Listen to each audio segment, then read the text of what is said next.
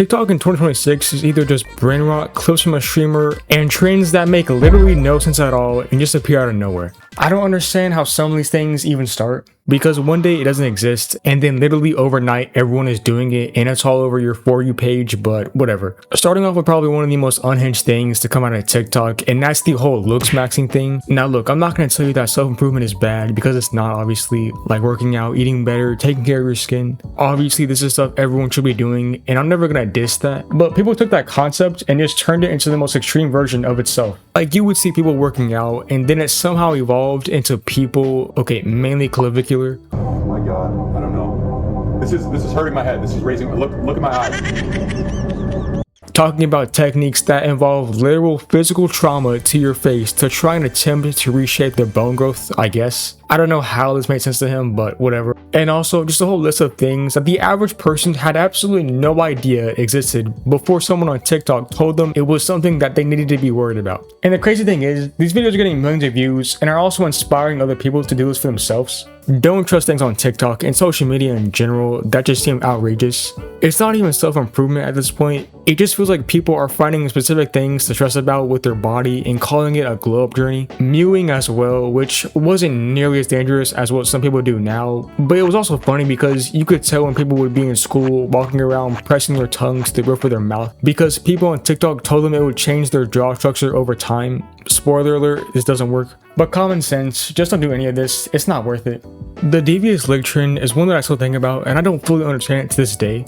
Like, why was there a trend to steal and vandalize school property? There were actually people walking out of school bathrooms with sinks, soap dispensers, and just posting on TikTok like it was an achievement. Like, what are you doing with a sink from school, bro? Where does that even go in your house? Like, what do you tell your parents? And the fact that schools across the entire country were dealing with this at the same time because of one app is pretty wild. I mentioned this in my school bathrooms video, but it was just so random and out of pocket. This quote-unquote trend probably set the student-teacher trust relationship back by like 5 years. And because of that, we are also dealing with this through bathroom restrictions and hall passes and all that other stuff, basically. The Tide Pod challenge is a little older, but it absolutely needs to be on this list because, I'm sorry, what is the point in actually eating laundry detergent pods on camera? Are the views worth it that bad? Like, I don't even know if you can reason for that because there's just no way to dress it up. Tide Pods look kind of colorful and whatever, I guess, but bro, they are literally poison. Like, the packaging literally has warning labels and emergency poison control numbers on it, and people were putting them in their mouths anyways. And the wild part is that adults were losing their minds about it and making PSAs and news segments about it, which somehow just made more people aware of it and made it spread even further. Like, the whole coverage of it probably got more people to actually do it than the actual original trend itself did. That's kind of how a lot of these challenges work though. The more people tell you not to do something, the more interesting it becomes, which is just how the internet operates, unfortunately. The buzzword epidemic is something that is currently ongoing, and I don't see it slowing down anytime soon. You're such a LARP. You're actually watching the World Cup like you've never even watched soccer before. Dude, it's the World Cup.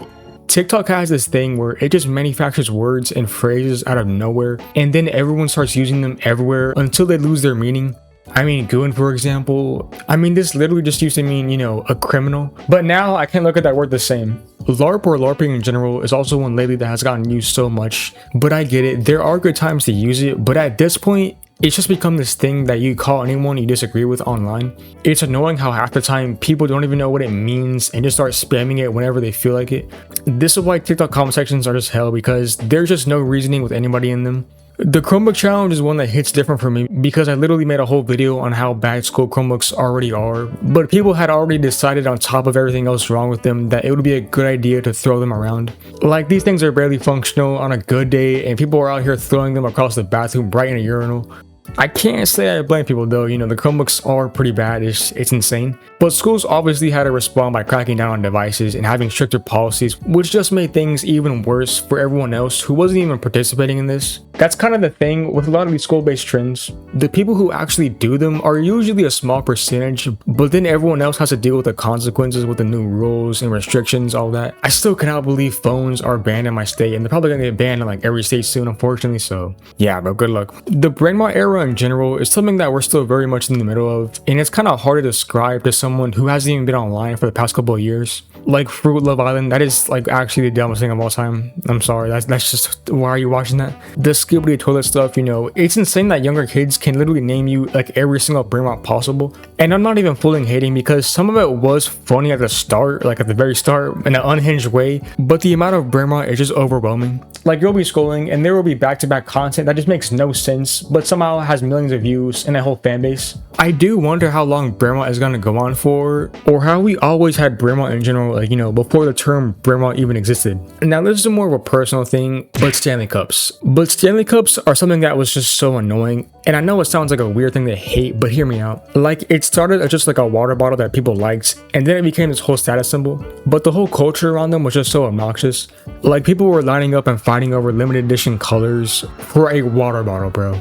And at school, I'm not a fan of like sudden loud sounds. So someone dropping a Stanley Cup is one of the most startling sounds, and it happened constantly because, well, everyone had one. Like, I don't know how many times I heard that sound in the hallway or a classroom, and it was always just so annoying every single time. Now, the whole thing of just following trends in general is the bigger point I want to talk about.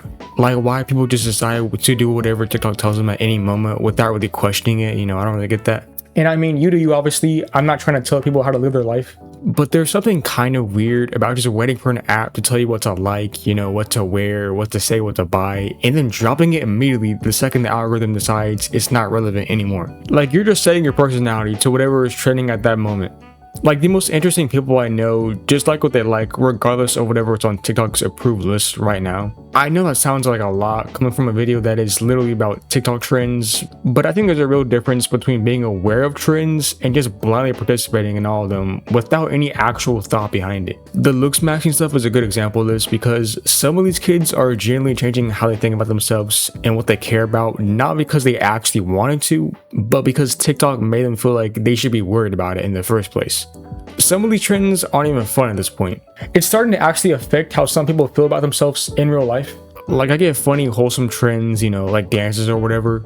But then when there's random people on the internet that are saying your bone structure is wrong and needs to be fixed, there's just no point in actually paying attention and listening to that. I don't understand how these people even get pushed up in the first place. Like, what some of these people even say just makes no sense at all, but people on the internet unfortunately eat it up every day. And then because of that, it just gets passed on to the younger generation. It sucks. No matter what, regardless of whatever people say on the internet in general, just stay true to yourself, you know, obviously use common sense, and don't be like this guy.